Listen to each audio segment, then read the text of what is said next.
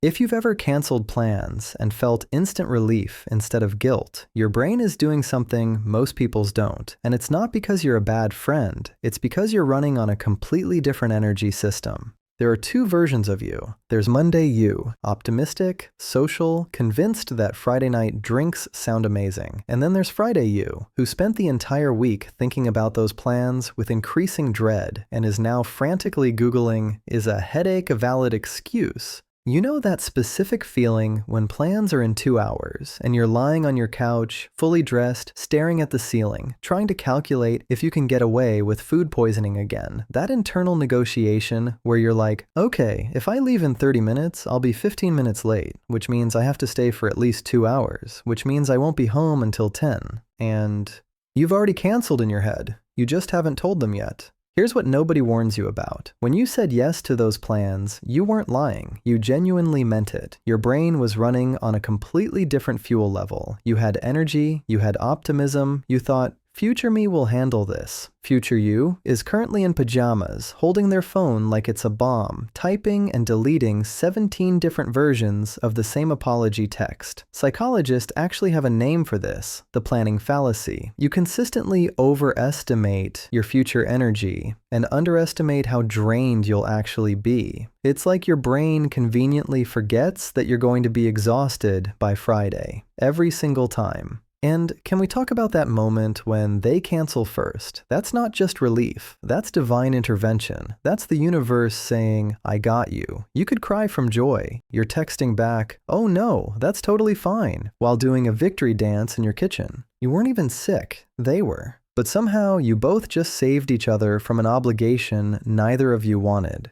That's friendship, honestly. But here's where it gets messy. The guilt isn't just about canceling, it's about the pattern. Because this isn't the first time. You know it, they know it. You're becoming that friend, the unreliable one, the flaky one, the one people stop inviting because they probably won't show up anyway. And that hurts worse. You want to be the person who shows up. You genuinely love these people. But somewhere between saying yes and actually going, your body just shuts down the idea, and you can't explain that without sounding like you don't care, even though you do. The real issue isn't the canceling, it's the saying yes in the first place when you already know, somewhere deep down, that you won't go. You're giving yourself future anxiety in exchange for avoiding current awkwardness, and that's the cycle. Say yes to avoid disappointing them now. Cancel later and disappoint them anyway. Feel guilty, repeat. The fix isn't forcing yourself to go. It's getting honest about what you can handle before you commit. It's saying, I'm pretty drained this week, but let's plan for next month, instead of saying yes and hoping future you will magically have energy. How many plans have you canceled in the last month? No judgment, just curious how common this actually is. More content like this is on screen. Click the video and I'll see you there.